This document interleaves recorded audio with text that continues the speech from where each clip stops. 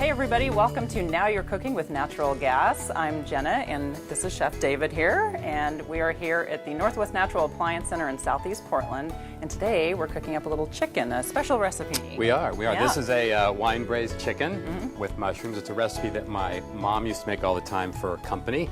She'd never share the recipe because people really liked it and she always wanted to have a go-to recipe. Right. So, and the other thing that was good about it was a very simple recipe, and really all we're going to do first off, we're just going to brown the chicken, which you want to make sure you get it nice and hot. Yeah, stand back a little. Stand back. You want to make sure your chicken's really nice and dry. If it's not dry, it's not going to brown properly. You're going to brown it for about 3 to 4 minutes. We'll flip it over, we'll get the other side, we'll do it in batches, and we'll take it all out and move on from there. Great.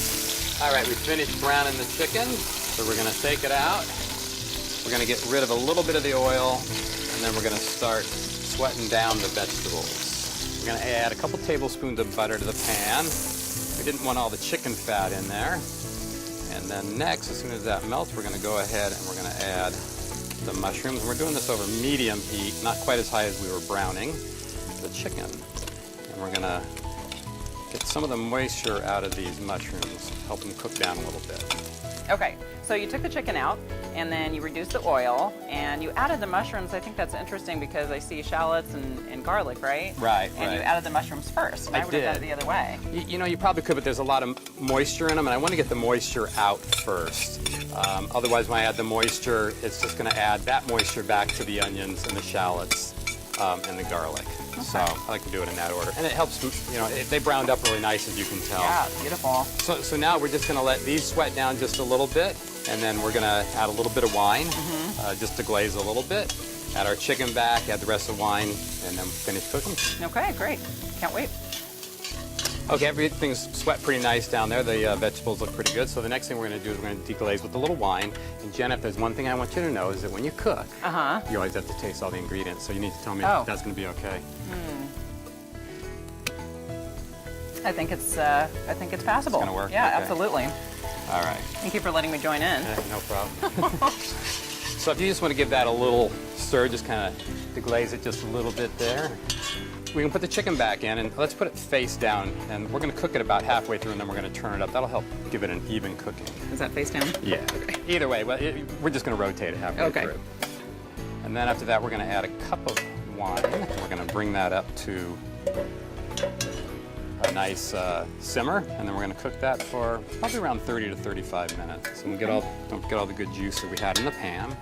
Okay. So we just want about a cup of wine, and we want to bring it up anywhere from about a third to a halfway up on the chicken. So it doesn't have to cover the chicken. It doesn't have to cover the chicken. In fact, if you use too much, you're actually going to be boiling it as opposed to braising it. You really don't want to do that. So that's really good. So that's up to the simmer there. So I'm going to give a try on this burner here. You were telling me about this one, that this is really good for simmering? Yeah, so this is a decor range, and the cool thing is that it's a continuous platform, and so you can just slide it on things over. easily. I like that. That's right. And then the burner is actually a dual flame, and so that would definitely help in a simmering process, it seems. Oh yeah, you can definitely control that really nice. Yeah. Okay, well we got that down, so we're just going to cover that up, and we'll check in about 15 minutes. All right, getting hungry. All right, it's been about 15, 17 minutes. We're going to go ahead and add about a tablespoon of parsley, and then we're just going to turn the chicken over, and we're going to let it go for about another 15 minutes, and then it should be done.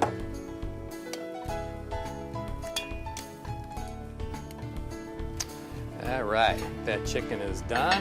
Yep. I'm going to get that plated. All that nice broth in there. All right. All right, well, this looks fantastic. Let me just do a little finishing touch here. A little bit of the mushroom and a little bit of the broth. That's kind of the best part here. And you can use any kind of mushroom, right? You can. Okay. Any type of fresh mushroom would be good. And then for myself, I do the same thing on the bread, and this is what I like. That doesn't get any better. And that's what I'm eating. Lovely. Okay, Chef David, thank you so much. And thank you for being with us on Now You're Cooking with Natural Gas. We'll see you next time. For more information on any of the appliances you've seen in this episode or recipes, go to nwnatural.com.